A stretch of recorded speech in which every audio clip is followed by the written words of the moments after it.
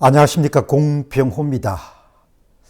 나라에서 그냥 돈을 받고 사는 거는 뭐 받는 사람은 않긴 좋은 일이고, 그 다음에 또 그걸 지켜보는 사람들 입장에서는 뭐 돈을 받는 것을 갖고 쓴소리를 하는 것은 그렇게 환영받지 못할 가능성이 높죠. 근데 지금 이제 계속해서 세금 수입이 지출을 커버를 못하는 상태가 지금 지속되고 있지 않습니까?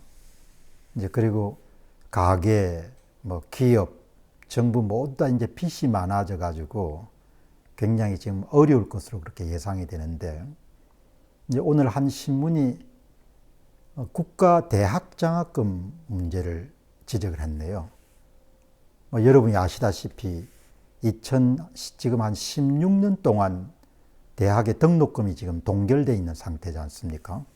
이제 그거를 이제 세금으로 교육부가 어마어마한 예산을 수조 원 정도를 확보해 가지고 조금씩 나눠주는 식으로 이제 대학에 영향력을 행사하고 있는 상황이 계속이 되고 있는 거죠.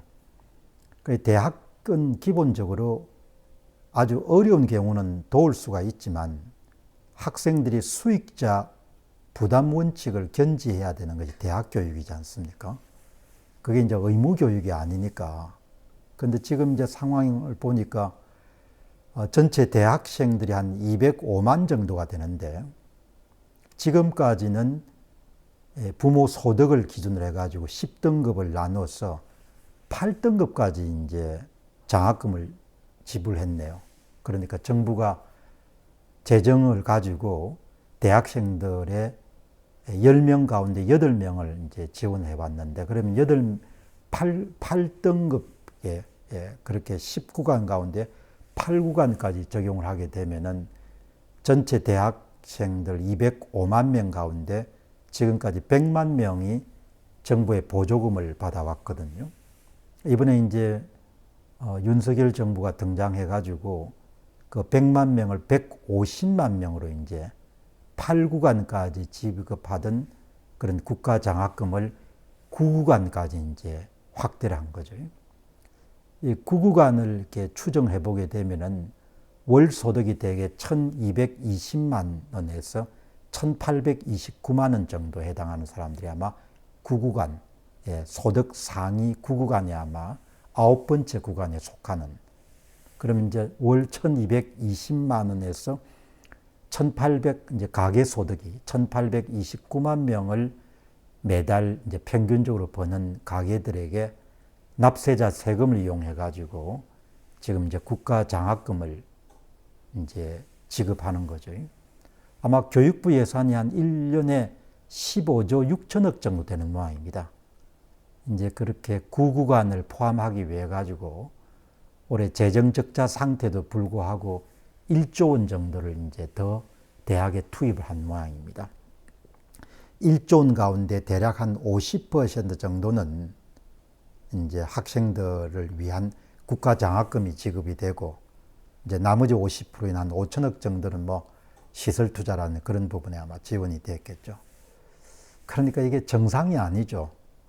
정상이 아닌 게, 뭐 이 의무 교육에 해당하는 초등학교, 중학교, 고등학교는 우리가 의무 교육 제도를 도입하고 있으니까, 그러니까 세금을 가지고 이제 학생들을 교육을 시키는 것은 누구든지 납득을 할 수가 있는데, 생활 형편이 아주 어렵지 않은 그런 중산층까지 누군가의 세금을 가지고 이제 공짜 교육을 시키는 거지 않습니까? 대학 교육을 공짜 교육을 시키는데, 이게 이제 뭐 정상적인 그런 상태가 아니거든요. 이렇게 대학 교육에 대한 정부 보조금을 떠올리게 되면은, 제가 아는 한 지인이 1980년대 미국의 중부에서 이제 대학을 다니고 있었는데, 그 당시 이제 그리스 유학생들이, 우리나라는 대학교도 전부 다 공짜고, 그 다음에 이제 학생들을 위해 가지고 학용품까지 공짜로 이렇게 지급한다, 그런 이야기를 들었다고 그렇게 이야기하거든요. 그러니까 재정 위기가 한참 심해지던 2010년대 초반에 이제 당시에 미국의 중부에서 공부했던 한 분과 담소 나누는 과정에서 본인이 1980년대 초반에 그리스 유학생들, 미국에 유학하고 있는 그리스 유학생들이 우리나라 대학이 공짜다. 그리고 뭐 학용품도 다 국가에서 지급한다. 그런 이야기를 들었는데 이제 결국은 그리스가 재정 위기에 빠졌다. 그런 이야기를 제가 선명하게 기억을 하거든요. 그러니까 이제 나라 전체가 지금 이제 포퓰리즘 성향이 굉장히 강한 그런 방향으로 지금 나가고 있지 않습니까? 그러니까 그리스도 그 당시에 이제 1980년이죠. 예, 제가 기억하면은 그 그리스 수상에 하버드 경제학과 교수 출신으로 그리스에서 최초로 사회주의 그런 좌파 정권이 등장한 것이 아마 1980년일 겁니다. 이제 1980년에 원하는 거 다 해줘라는 거 아닙니까? 국민들이. 이제 그렇게 해서 중간에 가끔 우파 연립 정부가 등장했지만 그러나 그리스를 지배했던 뭐 시대 정신이 전부가 다 그냥 공짜로 나눠주는 포퓰리즘 성향에 나라 전체가 이게 휩쓸렸기 때문에 간간히 우파 성격의 그런 정부가 등장하더라도 그런 거센 쓰나미 같은 좌파 정책에 기초한 그런 포퓰리즘을 막을 수 있는 방법이 없는 겁니다.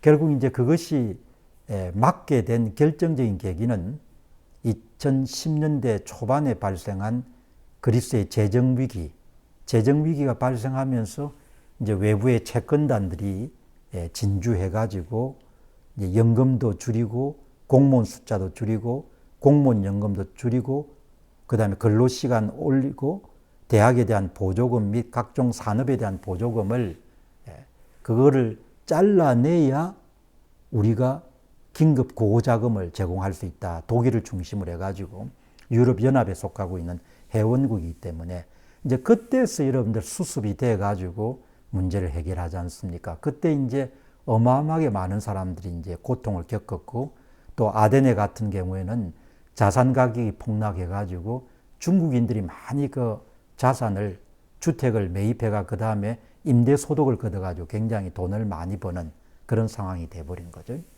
지금은 이제 상황이 구조개혁에 박차를 가해가지고 빚의 절대 규모는 크게 줄어들지 않았지만 그래도 이제 나라가 정상적으로 굴러갈 그런 상황이 됐는데 이 수익자 부담 원칙을 견지하고 국가의 세금에 의존해서 살아가는 사람 숫자를 엄격하게 통제를 하지 않으면은 이제 대한민국은 기본적으로 그리스나 이런 국가가 겪었던 것처럼 필연적으로 재정 위기를 경험할 수밖에 없는 경제 위기를 경험할 수밖에 없는 그래서 해외 채권단의 주도에 의해 가지고 가혹한 재정 지출을 삭감하는 그런 것이 이제 뭐 시간의 문제이지 피할 수는 저는 없다고 보거든요. 그리고 지금 현재 한국의 선거 상황 같은 걸 미뤄보게 되면은 좌파 성격의 여러분들 정권이 오랫동안 집권할 가능성들이 상당히 지금 높아져 있는 상태이기 때문에 더더욱 여러분들 고통이 가중되겠죠. 그러니까 그냥 뭐 한 1조 가운데서 5천억 정도 대학생들한테 주는 게 무슨 큰 문제냐 이렇게도 생각할 수 있겠지만 제가 이 국가장학금 실상을 읽으면서 이 나라가 이런 식으로 재정을 방만하게 써가지고 앞으로 어떤 고통을 겪을지 뻔하게 보이는데 다들 왜 이렇게 할까라는 생각이 들거든요. 물론 다 그게 이제 표를 의식한 거지 않습니까? 우파 성격의 이 정부가 등장했지만 결국은 이제 국민들한테 한심을 사야 되니까 그래서 이제 그런 정책을 쓰는 거죠.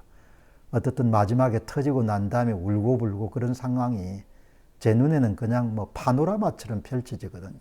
타이밍의 문제지. 정신 차려야 될 건데 걱정입니다. 감사합니다.